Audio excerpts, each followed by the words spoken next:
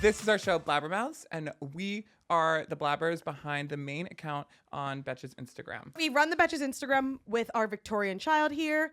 Christopher. James, what's his name? Christopher James Jonathan Lucifer III. Okay, Eleni, what can we not shut up about today? We cannot shut up about BJ Novak dating a TikTok influencer. JoJo Siwa and Chris Hughes are allegedly emotionally cheating. The Met Gala and our predictions. And then finally, our newest segment. Why the hell is this trending? How are you? Honestly, I'm exhausted. I'm going on my first brand trip tomorrow. That's exciting. Who are you going with and where? I'm going with Jergens to the Kentucky Derby. Ooh, I didn't expect you to be... Me either. I would say the Kentucky Derby is insanely off-brand for me to be going to. Yeah. Not my speed.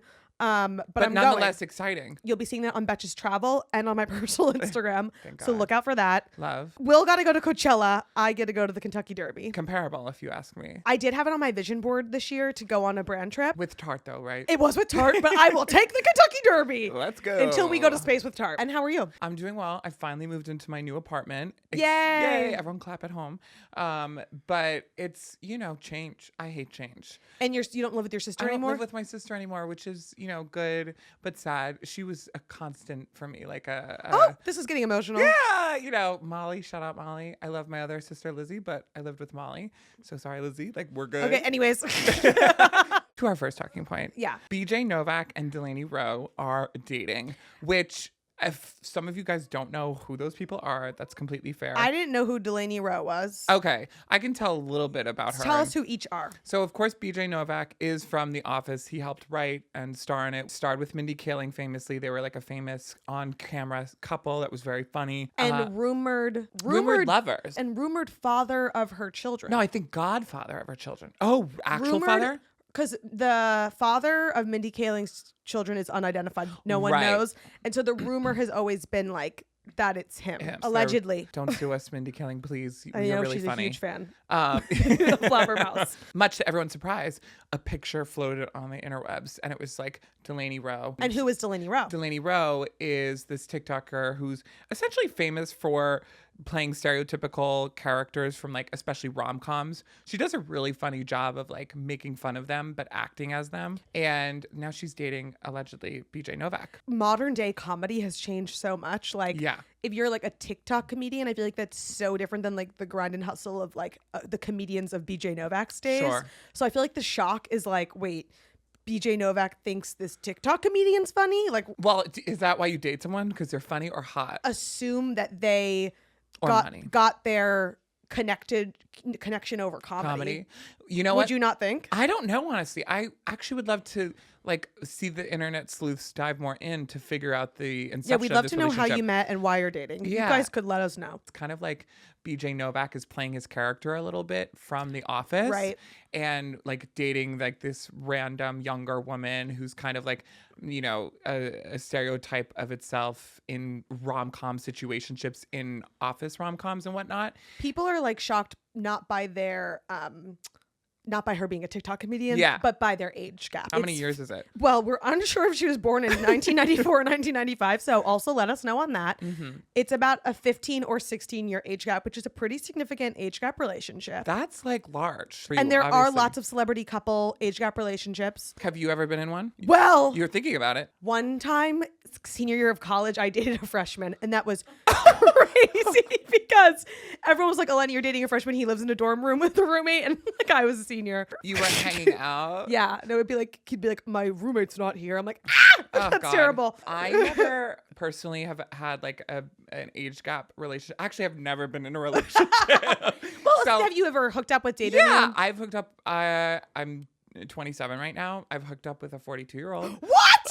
I've never been with someone older. Wait, that's 15 years old. I'm doing math wrong. Oh, so it's actually. I heard 15-year-old and 40-year-old in my mind. Like I was 15. No. Sorry. How was that? He was so much more mature and did he have money? His apartment was rich, like gorgeous. He had a bidet in his toilet. Like, wow, that's rich. The apartment on Park Avenue. What? I know. Will, why is this man not your husband? And he offered to Uber me to his apartment. I said, no, you could kill me. What? But then I still went and paid for my own Uber. Will, what are you doing? Like, I texted him. And he stopped answering? I sent a string of texts when I was drunk, and I was just like, I need an Uber. Could you Uber me home from the bar? I sent like, the typical like, why don't you talk to me? Wait, pause, Sorry. back up. Who spoke last? I guess. Why are you freaking out? Because I think like You are tomato red. I'm like if I look at the text messages, it's just Please pull them up. I had a friend who dated an older man, gays, obviously. And obviously his big takeaway as well was like the apartment. He was like, you would go into his fridge and he had like all bottled water, all fresh salmon. he had polar seltzer. Like They're really organized and like have their shit together in their fridge. Yes. That's really what's so attractive. I really want to ping our producer Brian because he's in an age gap relationship. When you met your significant other, what was their fridge like? He had a lofted apart in Chelsea. Ugh, that's really sexy older man energy. This is the Oh my God, there's so much blue. know, stop. There's so much blue. Will, go back up. There's so much blue. Will, let me see the messages. I'll show you them after. I'm so scared. What did you write? I go, one of my more recent ones. Oh, can I come over? At No response? 12:45 a.m.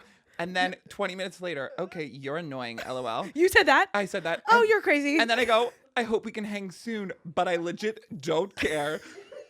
Follow up, if you're not interested again, just say so. And then I write, to top it all off, you're low-key annoying. Redacted name, but whatever, LOL.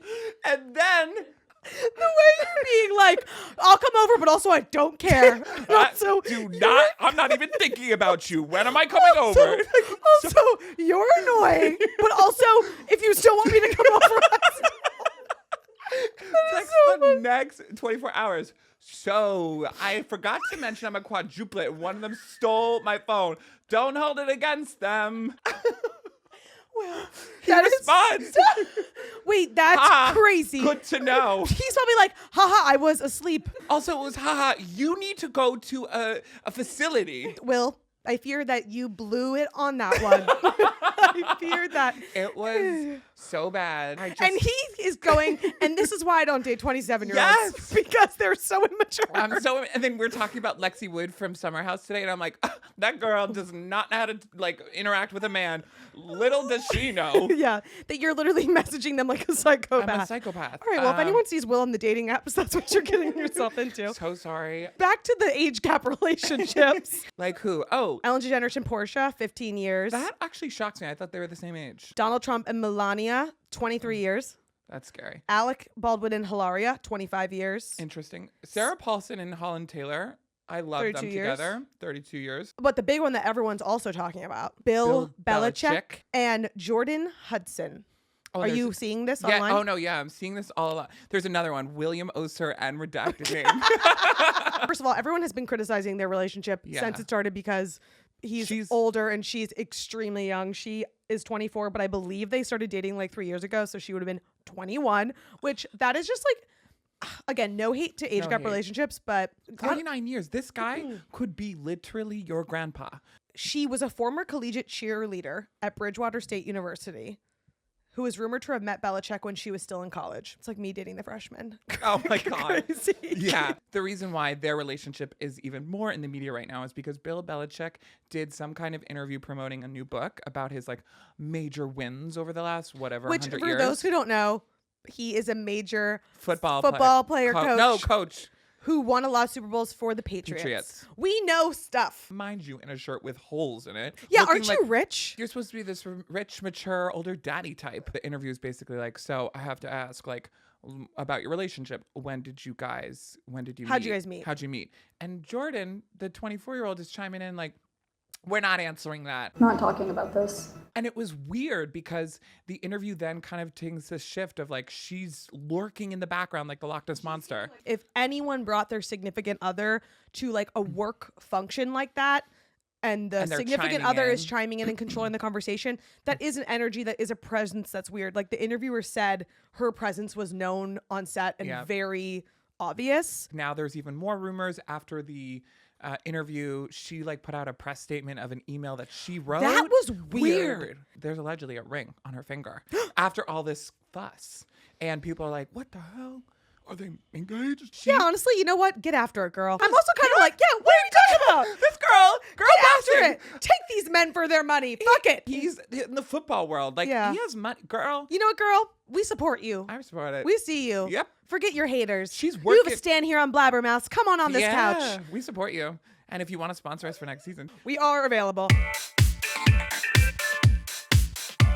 Speaking of age gap relationships, another age gap relationship that is the talk of the town online. It's alleged. We don't even know if it's a real relationship. JoJo Siwa and Chris Hughes. Yes. Have you heard about this? I have. I've seen the clips from Big Brother UK to kind of see what's going on. For those who don't know who JoJo Siwa is, aka you've been living under a rock. Sure. Her lore is so deep, can't get into it. Google her. But she was on Dance Moms. Then she was like a Nickelodeon child.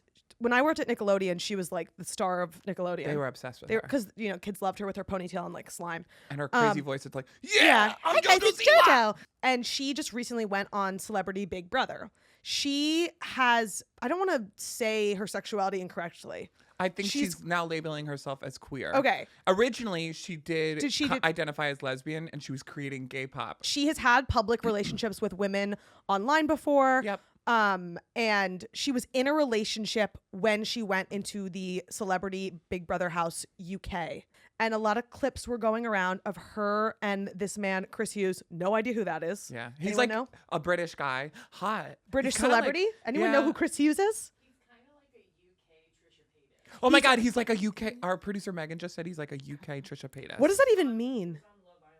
Who's on Love Island? He's on Love Island, babes. He's a UK reality TV star. Okay, reality TV star of the UK. We respect that. And basically, there's a bunch of clips of them being really intimate, cuddling in bed, hugging, just like very intimate moments. Consoling her. Yeah. And they're only in there for like 2 weeks, 10 days. I know, because lo and behold, when the show wraps, at the after party or after the after party, she breaks up with her partner. I believe her partner's name is Ebbs. Yes, her partner's name is Ebbs. They broke up, and there's this whole controversy online that people are thinking they broke up because JoJo was having some kind of an emotional affair with Chris Hughes because they call each other their soulmate friends. That's a little red flaggy. Red flaggy? Why? Soulmate friends? What does that mean?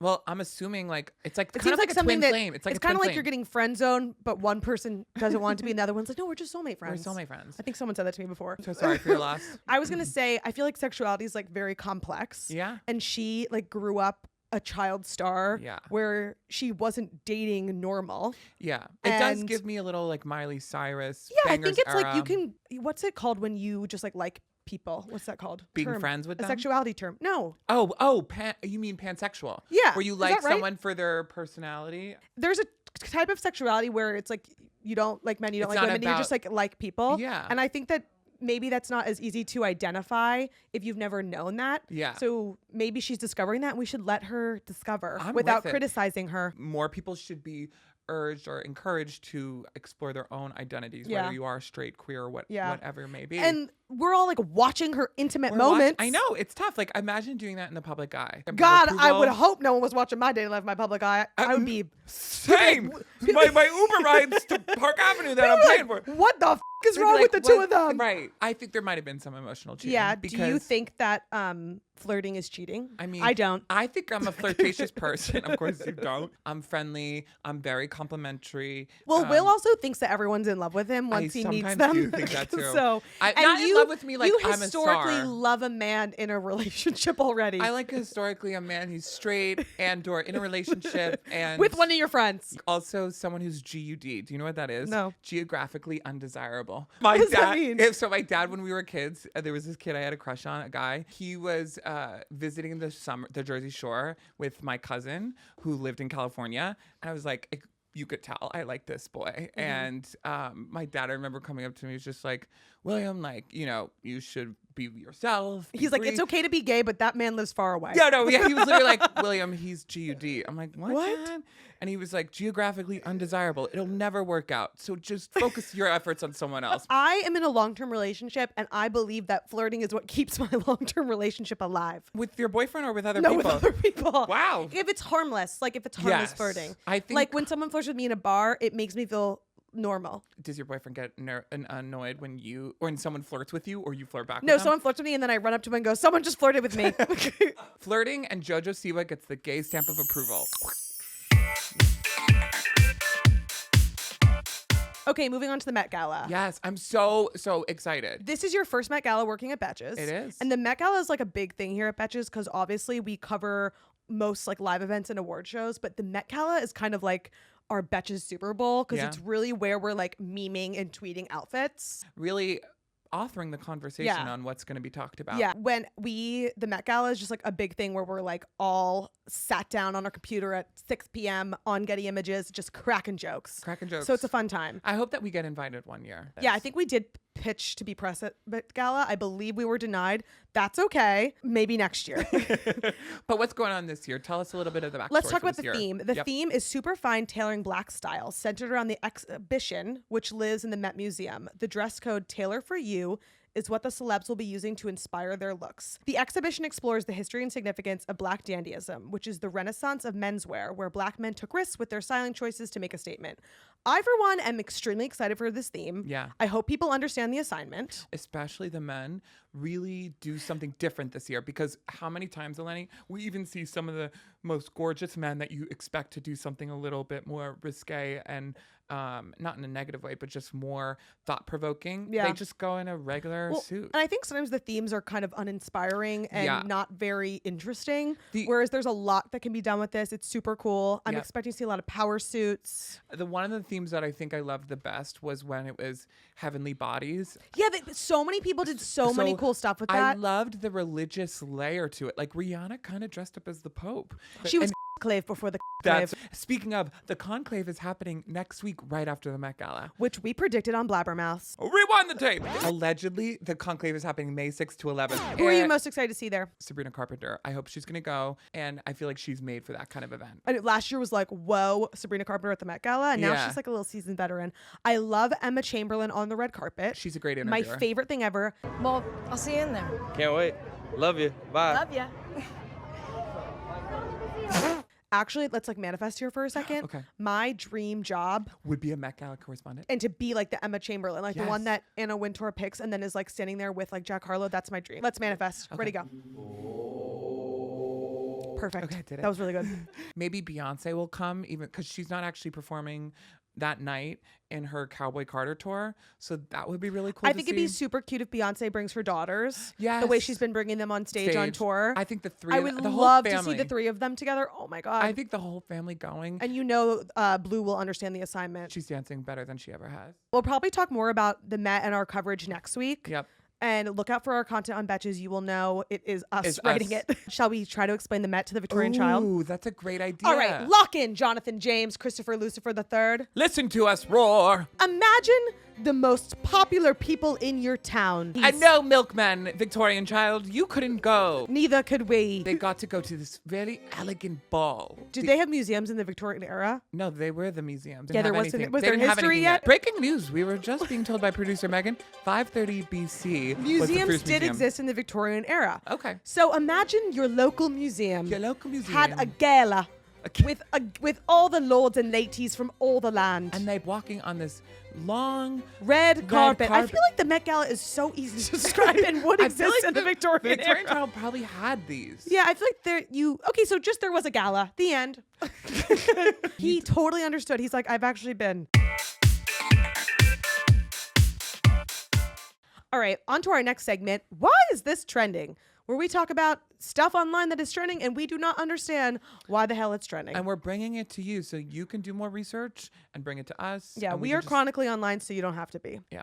The first thing that's trending, the butterfly effect. Ooh. Have you seen this? I have, and I think I've seen people using it wrong and using it correctly. The butterfly effect is supposed to be like one thing led to another, led to another, led to another, led to another. That is like so far connecting. That like it's crazy to think one is compared to the very end. Like people are using it though for their dating history in a way that is not correct. Like they're like, the butterfly effect is crazy because what if I had never sent that text messages? It's like, no, that's not the butterfly effect. That's just how you met. Oh my gosh. We would think if I never slid into his DMs, we would never be married right now. It's like, no, bitch, that's how this works. Like, not the butterfly effect. Like we said, it's like two unrelated. And like you getting married and sliding into the DMs Makes total sense. Case closed. We understood how that one worked out. Can I ask a question? When I saw this trend, I thought that I had that for my relationship, but then I saw so many people being like, that's not it. Okay, then let me review what your example is. So if I had never gone to Greek camp, I would have never met my boyfriend. Okay, we're getting a lot of shakes from the audience. No, Producer well, Meghan. hear me out. Okay, go ahead.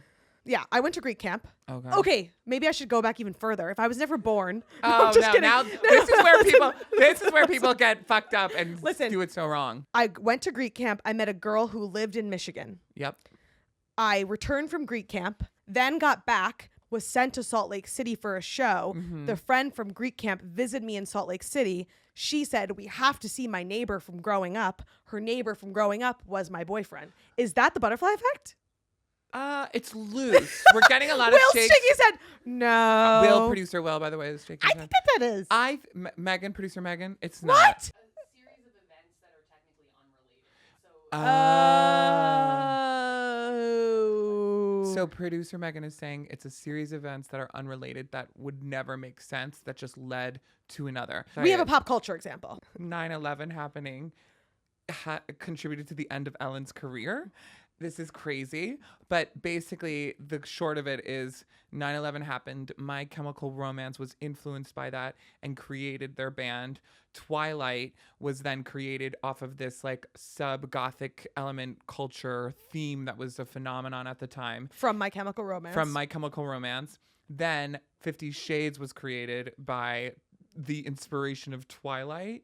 And from there to go to Dakota Johnson, who was in 50 Shades. If 50 Shades wasn't created, she would have never been cast in that role, who then would not have gone on to Ellen DeGeneres to promote some other random movie where that's not the truth, Ellen. No, that's not the truth, Ellen. Which exposed a whole underlying, sub-work culture of like Ellen DeGeneres actually being really mean and terrible. That sounds exactly like the story I just told about how I met my boyfriend. like it's crazy to put like My Chemical Romance, 9/11, Yeah, 50 that's a Shades of Grey, and juxtaposition, I'll Ellen give you DeGeneres' that. career all in one sentence. I just want to say, Will and I used to say all the time, that's not the truth, Ellen. That's not the we truth. need to bring that back. We'll bring it back. We used to say that all the time. That's to each actually other. not the truth, Ellen. When did we ever say that? No, I'm just kidding. Now we're going to jump into our fun little segment called Shut Up and Listen, sponsored by our friends at First Response, the pregnancy test brand that is there for you no matter where you are on your journey. We're opening up the floor for you to spill your most chaotic, frustrating, or just straight up disastrous life moments. And we will do our best to spin them into something good, something positive. Because sometimes you have to find the positive in all the negative. So sit back, shut up, and listen to us blab. First one, my boyfriend does yoga in the middle of our living room. Okay, and it gives me the absolute ick. What do I do?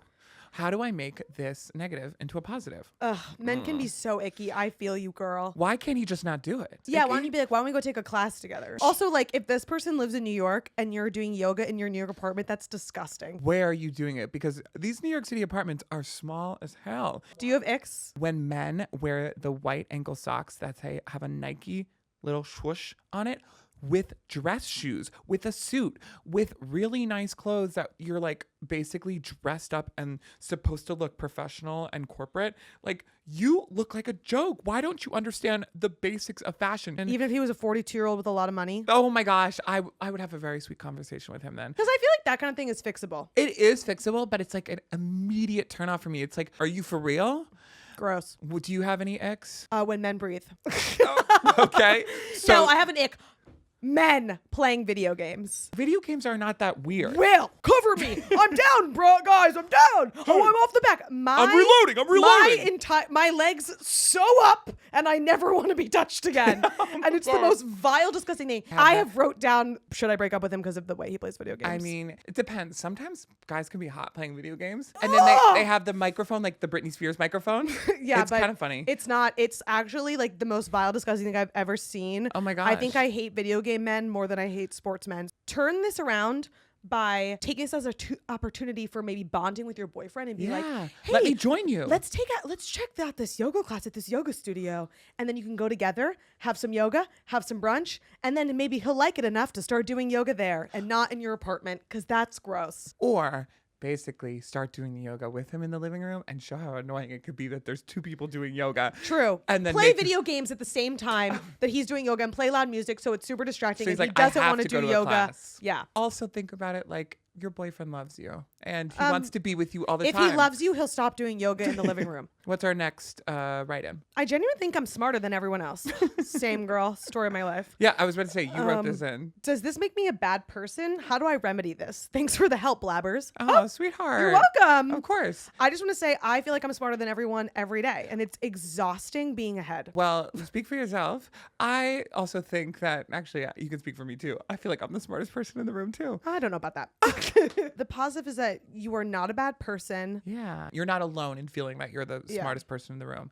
So I think it's okay to continue to feel like that because it allows you to be confident. Run with it and be like, oh, you know what? I'm very good at my capable. job. I'm smart. I'm successful. And I trust myself. Girl boss that shit. Girl Like, boss that shit all the way to the sun. Yes. Because the idiots near the sun and the moon are dumb. Oh, that's good to keep in The mind. ones going girl bossing too close to the sun or Katy Perry and Gayle King. But humble yourself a little bit and you'll be good. So thanks again to First Response for sponsoring this episode and helping us find the positive and the negative. We hoped we helped you find a little bit of laughter in your latest disaster.